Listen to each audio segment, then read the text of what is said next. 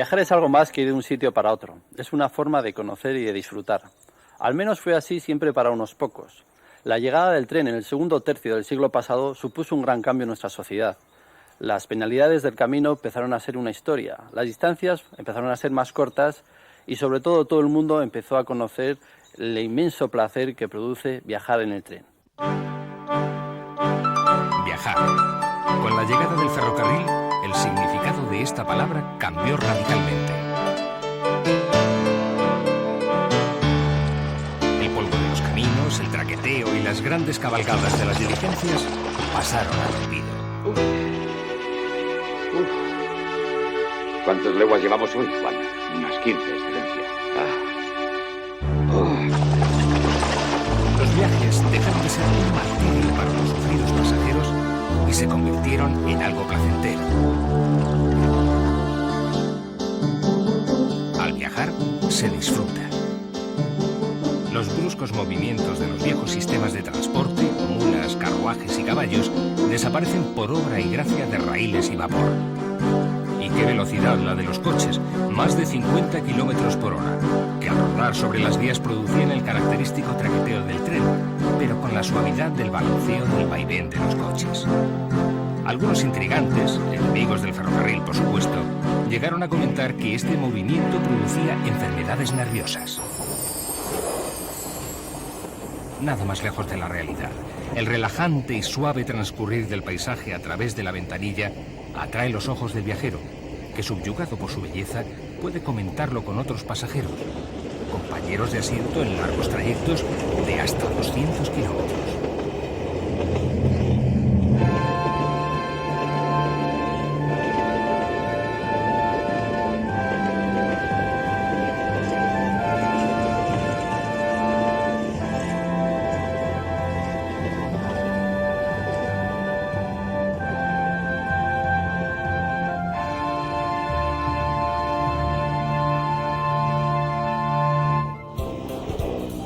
Y si estos u otros insidiosos llegaron a decir que viajar en tren era pecado mortal, tal vez tuvieran razón por aquello de que todo lo que gusta o engorda o es pecado. Y algún pecado sí se debió cometer en los lujosos coches de viajeros de la época, pecados de gula, y se supone que alguno de la más abominable lujuria. ¿Cuántas amistades habrán surgido de una noche compartiendo el compartimiento? ¿Y cuántos romances?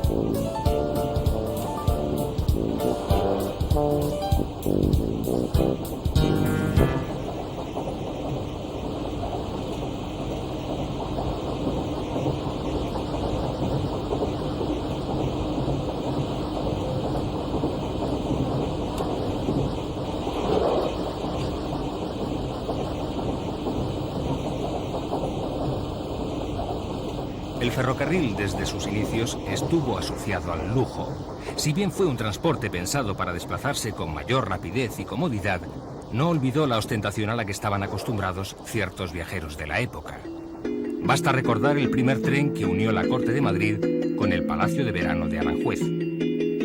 Con sus dos compartimientos recubiertos en terciopelo, 4 grandes sillones y un globo de cristal colgado del techo, el coche salón reservado para la reina parecía uno de los salones de palacio al que hubieran situado sobre los raíles.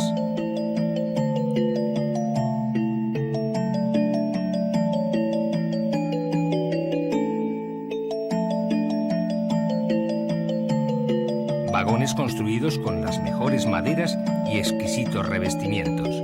Desde la exótica caoba de la Habana Güines y el suave terciopelo azul del coche real que ocupó Isabel II, a la decoración Art Deco de los coches que recorrieron nuestras vías durante los años 20. Pero no todos los coches eran así. Había coches de primera, segunda, tercera y en algún caso hasta de cuarta, como en el primitivo Madrid-Aranjuez. Los de tercera con un solo compartimiento de dura madera y sin ninguna muestra de confort, ni cortinas ni ventanas. Los de segunda, que ya tenían ventanas y 4 cajas separadas. Y por último, los privilegiados 3 compartimientos de primera, con ventanas, cortinillas y puertas a cada lado.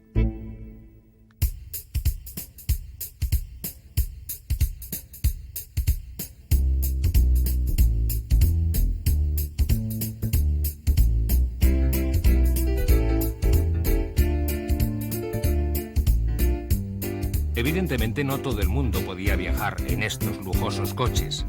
La gente más elevada va en primera acomodada, decía la copla popular.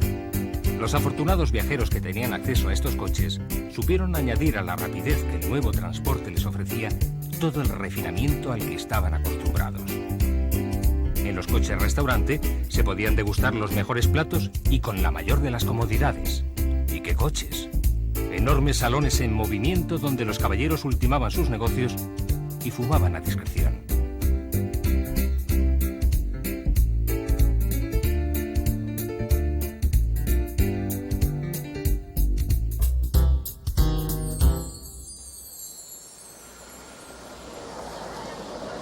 Pasada la primera mitad del siglo XX, el viajar pierde parte de su atractivo. Ahora lo importante es llegar. No se considera el cómo, sino el cuándo, el fin. No interesa tanto cómo se viaja, sino cuándo se llega. Cuanto antes mejor. La sociedad de las últimas décadas de este siglo ha eliminado el placer de viajar. Hasta en los turísticos y atractivos viajes de vacaciones, lo más importante no es el hecho de viajar. Se valora ante todo el mayor número de lugares visitados en el menor tiempo posible. Los turistas de la actualidad ya no viajan, solo se desplazan.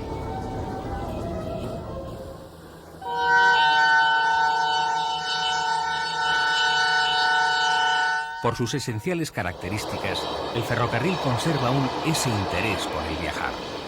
A pesar de la evolución del transporte ferroviario, no en todos los trenes se viaja igual. En los organizados viajes del Transcantábrico y del Al-Ándalus aún se puede disfrutar del estilo de viaje ferroviario del siglo pasado.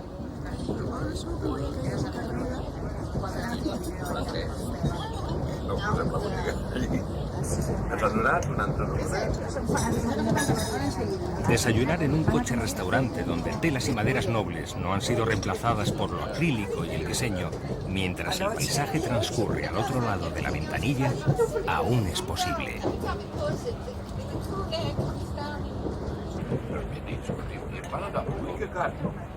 Señora.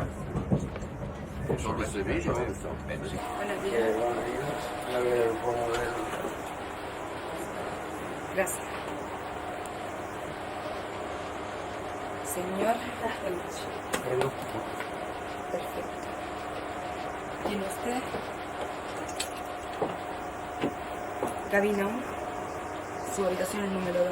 ¿Es la primera? El número 2. Estos privilegiados pasajeros disfrutan en estos deliciosos coches de esa otra forma de viajar. Ocupan las cabinas dobles o sencillas y las suites con ducha incorporada de las que dispone este tren.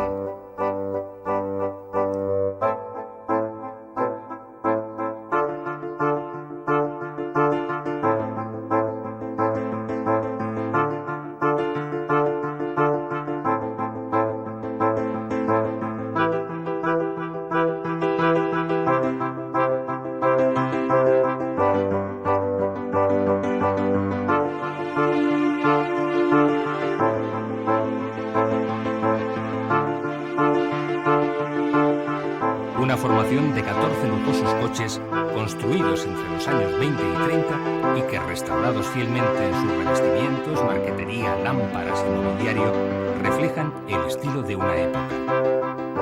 Espléndidos espacios donde comer, hablar, jugar e incluso bailar.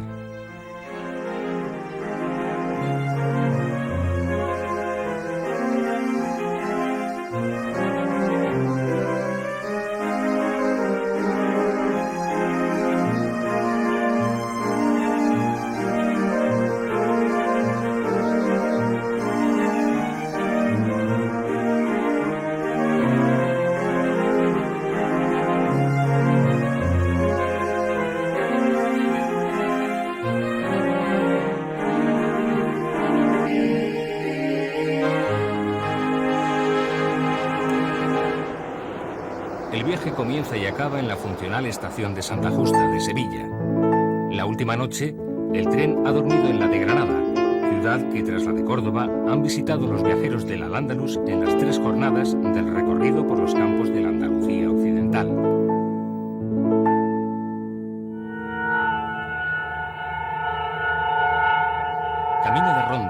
hemos pasado el ecuador del itinerario y aún restan 3 días sintiendo el placer de viajar en tren.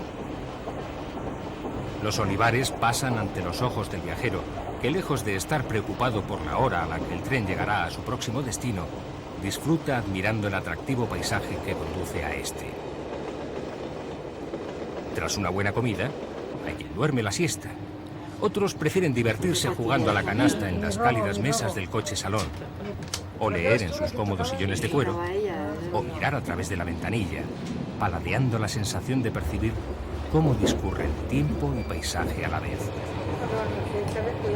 Pero en este tren, el Art Deco no está reñido con la más actual tecnología. Además de aire acondicionado y teléfono que hacen más confortable el trayecto, los viajeros tienen a su disposición en el coche salón otros recursos que pueden hacerlo muy divertido. Piano, discoteca e incluso un vídeo que les permite anticiparse contemplando imágenes grabadas a los próximos lugares a visitar.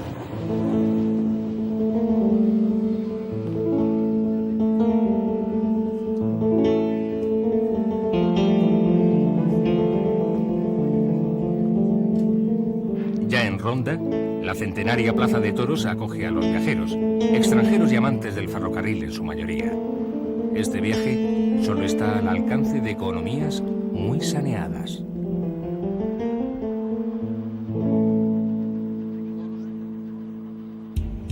Si el Al-Ándalus por su lujo es nuestro Orient Express nacional, el análogo al transiberiano podría ser en España el Transcantábrico. Menos lujoso, pero tan seductor y divertido, este tren fue el precursor en nuestro país de una nueva forma de hacer turismo.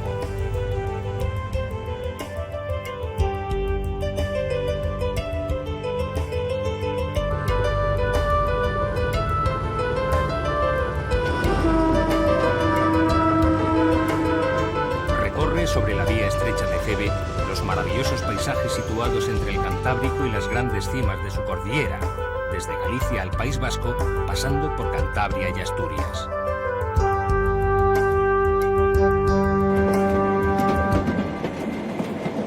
Es un tren más funcional, más estrecho al discurrir por vía métrica, más cercano, lo cual permite que las amistades surjan fácilmente. La conversación se produce sin pensar, de forma natural.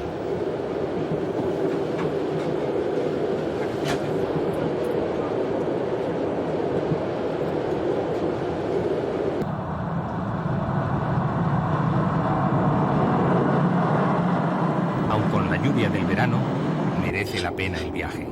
Los verdes paisajes del norte, con esa luz, ganan en belleza.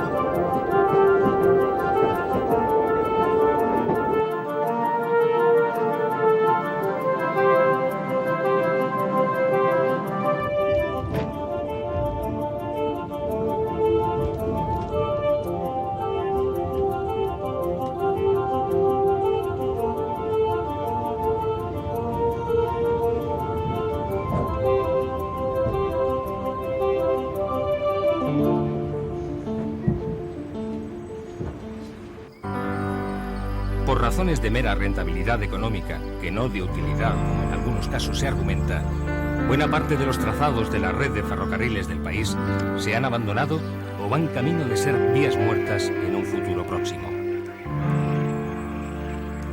Al margen de las repercusiones de orden social que como supresión de servicio público comporta, su desaparición afecta a la memoria del sistema de comunicaciones del último siglo y medio en España.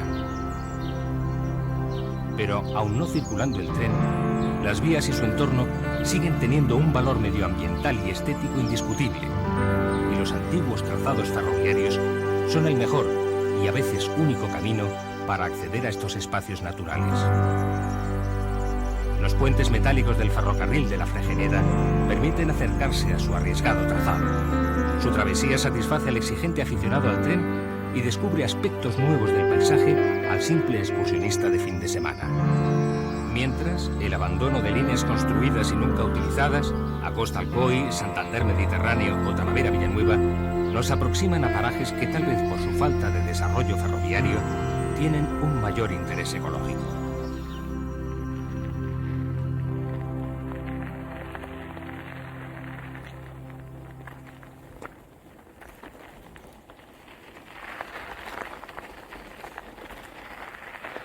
Los tiempos cambian y los trenes y sus recorridos también. Viejos trazados ferroviarios han ido quedando abandonados por esa falta de rentabilidad, pero abandonados no por todos, siempre algunos, en bicicleta o bien andando en pie, vuelven a recuperar esa parte de ese recorrido de esos trenes que circularon hace muchos años. La verdad es que la naturaleza siempre es un gran acicate para todos y estos recorridos, para los que amamos un poquito el pasear en bicicleta o andando, siempre están súper bien. Surgen las llamadas vías verdes, que no son otra cosa que el reciclado de las instalaciones de líneas abandonadas para convertirlas en trazados ecoturistas muy en concordancia con las tendencias del ocio de la sociedad española de finales del siglo XX.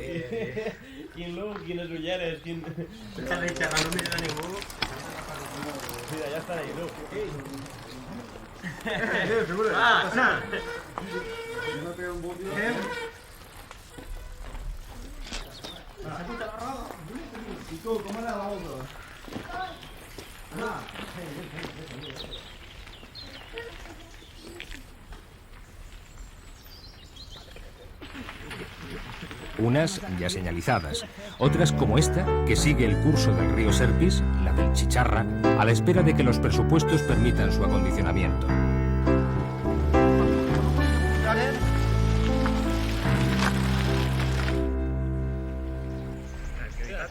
Pero aún siguen circulando ruedas sobre estos viejos itinerarios, aunque más livianas y de dos en dos. Los puentes, trincheras y túneles de estos trazados conocen las rodadas de las bicicletas de montaña y otras que los utilizan para aproximarse a una naturaleza de otro modo inaccesible. El viejo ferrocarril sirviendo una vez más a la sociedad, en lo que ahora, que le ponemos nombre a todo, llamamos cicloturismo. Quan passeja per aquests paisatges al·lucina, N'hi ha que veure el riu, n'hi ha que veure els penya-segats, que al·lucina, i sobretot els agrons, que es peguen unes voladetes que són una passada, no? La veritat és que la via la hauríem de protegir una mica més i fer un vial verd per a que la gent puga fer històries d'esbarjo, anar a passejar, anar en bicicleta, fer footing. La veritat és que aquestes raconetes hauria de cuidar moltíssim. Seria tot un detall que ho aconseguirem.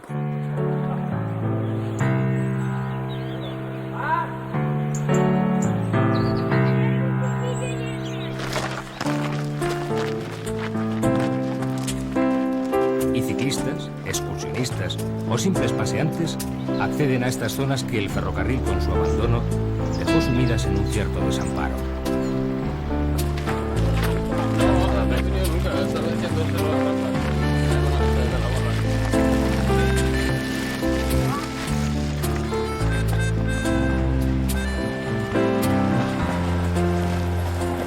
Estas visitas han hecho posible un nuevo desarrollo rural por el que han apostado multitud de jóvenes que con creativas empresas satisfacen estas actuales expectativas de ocio.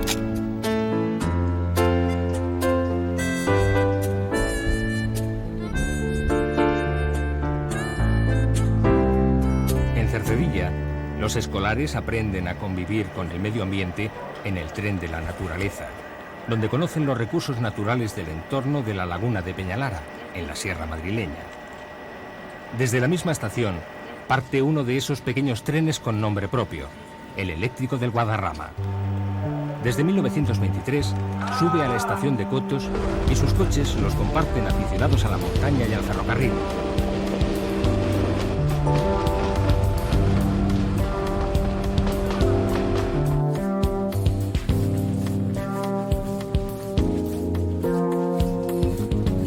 En verano y en invierno caminan unos junto a otros siguiendo su trazado. Andar hacer senderismo, tan de moda en la actualidad, sobre unas vías ahora desaparecidas, por donde en algún momento corrió un tren, o sobre vías como esta del eléctrico, todavía en servicio.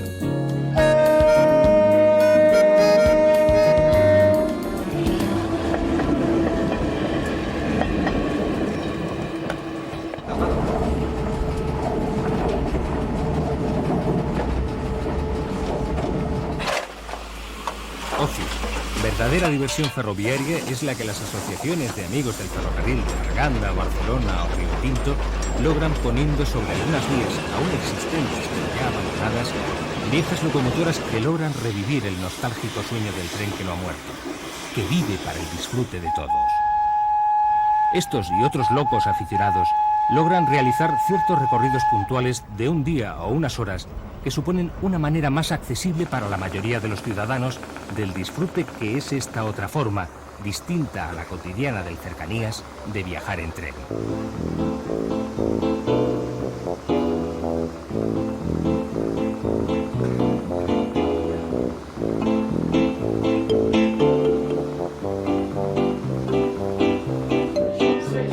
Y cada vez son más las posibilidades. El pionero fue el refrescante Limón Express, que desde el año 1971 recorre la costa levantina de Benidorm a Dénia, repleto de turistas.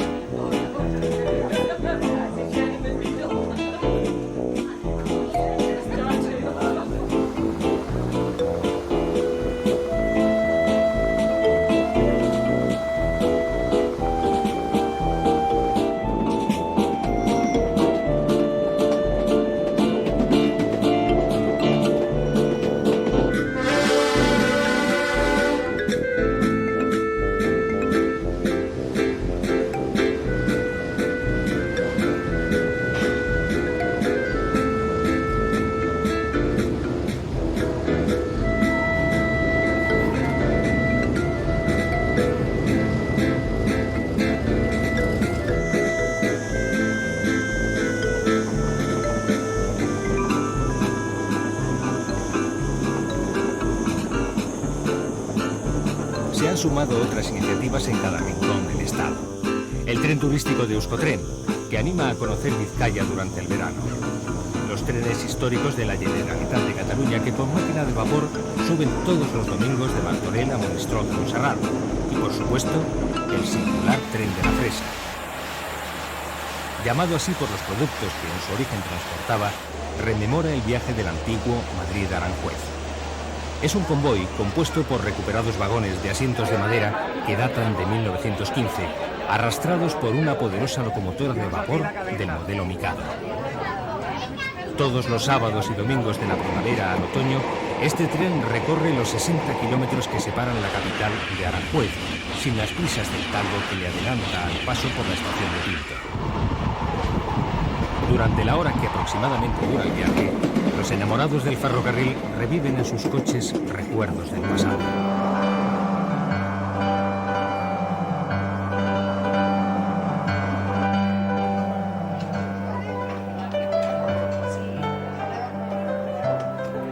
A la llegada a Aranjuez, visita guiada a los edificios históricos del Real Sitio y después de una jornada divertida, vuelta a Madrid, a la estación de Atocha, de donde partimos por la mañana. Como era de esperar, los viajeros como recuerdo, además de los propios de una jornada festiva, se llevan a su casa algo más tangible. Por supuesto, fresas.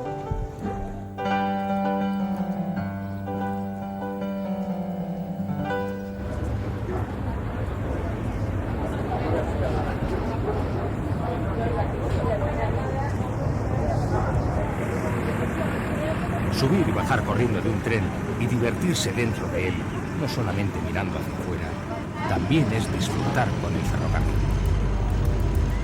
3 horas antes de la competición deportiva, el tren de Arriondas es ya el acontecimiento del día en toda Asturias.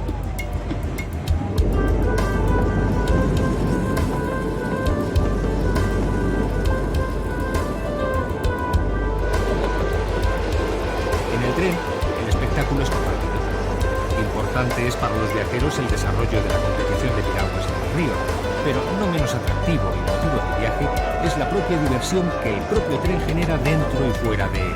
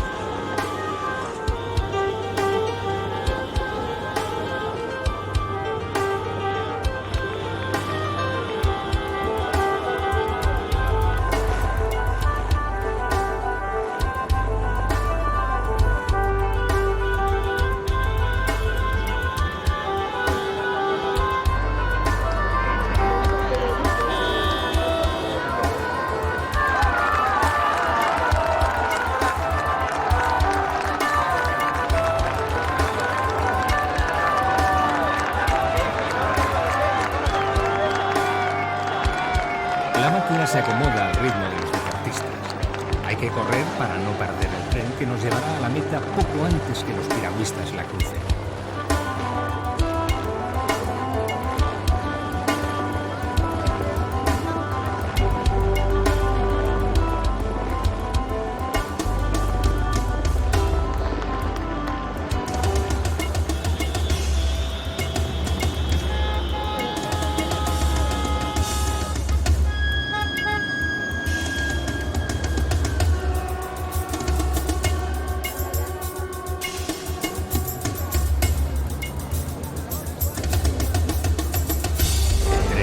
Es una vez más protagonista y uno de los elementos fundamentales de la fiesta.